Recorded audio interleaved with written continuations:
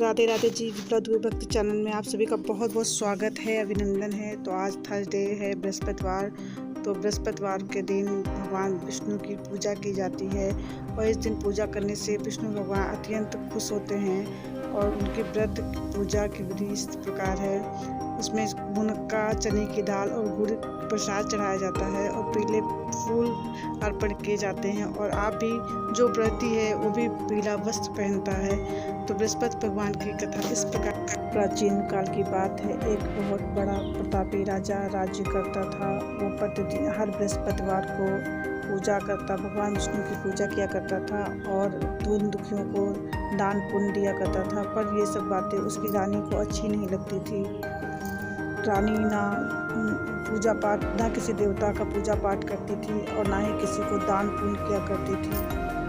रानी को दान पुण्य में कोई विश्वास नहीं था। वो राजा को भी ऐसा करने को मना किया करती थी। एक बार राजा शिकार खेलने के लिए वन में चले गए। घर में उसकी रानी और बाकी अकेले ही थी। भगवान बृहस्पति देव साधु का रूप बना करके उनके दरवाजे पे भिक्षा मांगने आए। जब साधु महाराज ने उनसे भिक्षा मांगी तो रानी कहने लगी कि साधु महाराज, आप कोई ऐसा उपाय कीजिए जिससे ये सारा धन नष्ट हो जाए और मुझे ये दान पुण्य से फुर्सत मिल जाए ताकि मैं आराम से रह सकूं। ये सुनकर साधु महाराज बोले कि रानी, तुम तो बड़ी विचित्र हो। धन और पुत्र से भी कोई दुखी होता है। धन अधिक है तो शुभ कार्यों में खर्च करो,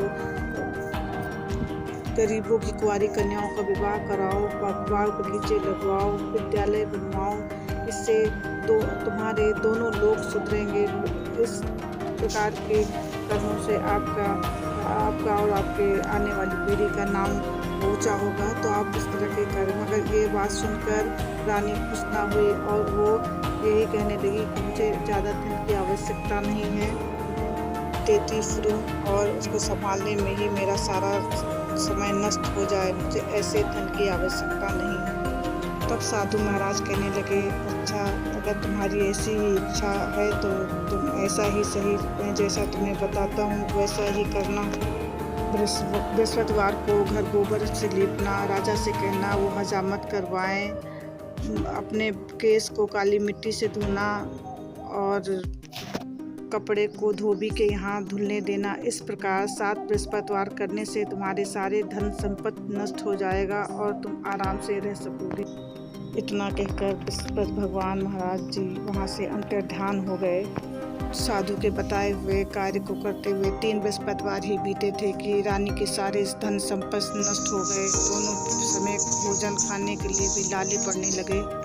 एक दिन राजा ने रानी से कहा कि मैं दूसरे देश को जाता हूँ और तुम लोग यहीं पर रहो, क्योंकि दूसरे देश जाकर मैं कोई काम धंधा करूँगा जिससे हमारे भाग्य बदल जाएंगे। यहाँ हमें सभी कोई जानता है, इसलिए मैं काम धंधा यहाँ नहीं कर सकता हूँ। मैं परदेश जाकर कमा के लाऊंगा तो यहाँ का स्थिति सुधर। राजा दूसरे देश चला गया और जंगल से लकड़ी काट के लाता, उसे बेचता। इसी तरह वो जीवन यापन करने लगा।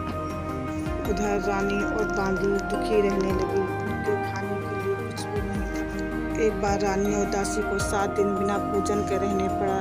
तब रानी ने अपनी दासी से कहा कि थोड़ी दूर नगर में मेरी बहन रहती है, तू उसके पास जा और उसके पास से कुछ लेके आ ताकि कुछ दिन के लिए गुजर बसर हो सके। दासी रानी की बहन के पास गई। उस दिन गुरुवार था और रानी की बहन उस समय बृहस्पतिवार व्रत कथा सुन रही थी। दासी ने अपनी रानी का संदेश दिया पर उसकी बहन ने कोई उत्तर नहीं दिया।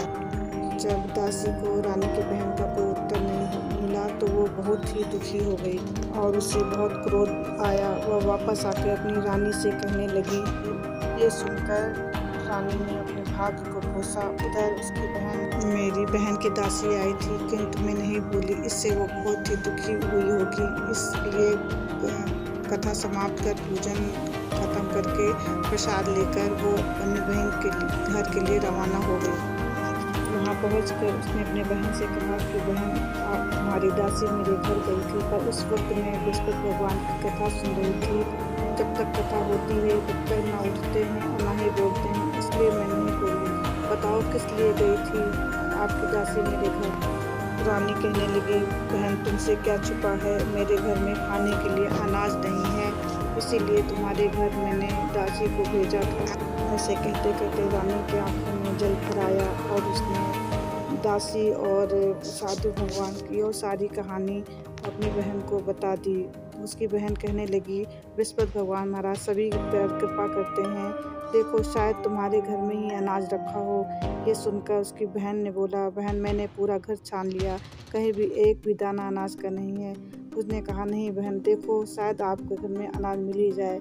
जब रानी और दासी गईं और देखा घड़े में अनाज भरा पड़ा है तो रानी और उसकी दासी को बहुत हैरानी हुई। तो दासी ने कहा कि जब हमें अनाज नहीं मिलता तो हम रोज ही व्रत करते हैं, इससे इस व्रत की विधि पूछ लीजिए।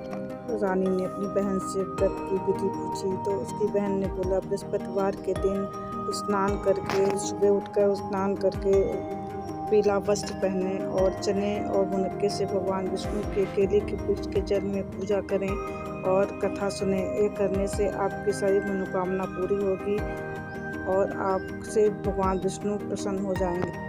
कथे के विधि बताकर उसकी बहन अपने घर लौट गई। 7 दिन बाद जब गुरुवार आया तो रानी और दासी दोनों व्रत रखा। गुड़साल से जाकर चना और गुड़ बीन लाए। अब भोजन कहाँ से आए, अब उसकी चिंता उन लोग को सताने लगी। उन्होंने व्रत रखा था, इससे बृहस्पति भगवान प्रसन्न हुए और पीला भोजन उनके सामने लेके आए और दासी को दिया। कहा, आप दोनों के लिए भी भोजन है, आप दोनों ये भोजन कर लेना। भोजन पाकर दासी बहुत प्रसन्न हुई और रानी से कहने लगी, रानी जी आओ भोजन कर लो। रानी कहने लगी, जा तू ही भोजन कर, तू मेरा व्यर्थ में हंसी उड़ाती है। दासी कहने लगी, नहीं, एक व्यक्ति भी आए थे जो भोजन दे गए हैं और कहा है दोनों। रानी ने भोजन दिखाया तो दोनों ने साथ में भोजन ग्रहण किया।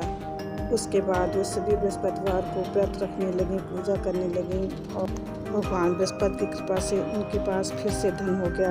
पर रानी पहले की तरह फिर से आलस्य करने लगी। दासी बोली, रानी आप पहले इसी तरह आलस्य करती थी जिससे हमें इतने दुख, बड़ी मुसीबतों के बाद हमने ये धन पाया है, जिससे अच्छे कार्यों में खर्च करें।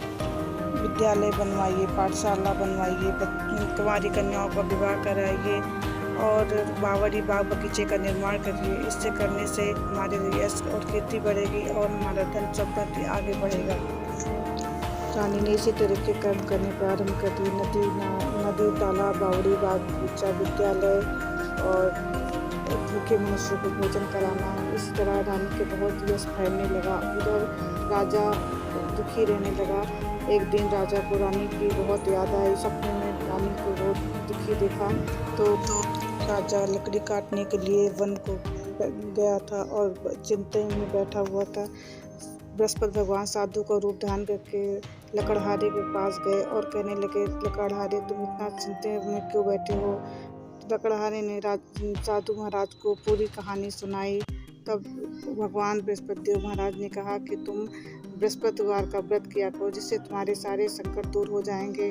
तो साधु महाराज ने उनको बृहस्पतिवार की व्रत कथा बताई। राजा ने कहा, मुझे लकड़ी बेचकर इतना पैसा नहीं मिलता है जिससे मैं लकड़ी बेचने के बाद व्रत का सामान भी ला सकूं। साधु महाराज कहने लगे, जाओ तुम्हें रोज से दुगना धन प्राप्त होगा।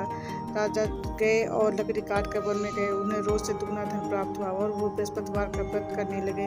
हर बृहस्पतिवार को व्रत करते रहे और अपने दोसाले में चने की दाल और गुड़ हमेशा बांधे रहते थे, बल्कि दिन में 2 बार 3 बार दिन में कथा, बृहस्पतिवार की कथा कहते थे। बृहस्पति भगवान राजा के सपने में आए और कहने लगे, जा तेरी रानी तुझको याद करती है। राजा सुबह उठते ही अपने नगर को चल दिया। नगर में देखा बहुत से बाग बगीचे, बावड़ी बगीचे हो गए हैं। राजा सोचा, मैं किसी और के देश में आ गया हूँ क्या। लेकिन जब सभी ने बताया ये रानी और बादी के हैं तो राजा बहुत खुश हुआ। उधर रानी बादी से कहने लगी, जाओ दरवाजे पे ही खड़े हो जाओ, कहीं राजा बाहर से ही लौट ना जाएं। बादी जाकर खड़ी हुई और बोली, राजा जी अंदर आ जाओ। राजा अंदर जाकर बहुत खुश हुए और राजा रानी दोनों लोग बृहस्पतिवार का व्रत साथ में, राजा रानी दोनों साथ में व्रत करने लगे। अब रानी कहने लगी, राजा हमारे पास सब कुछ है पर हमारे पास संतान नहीं है।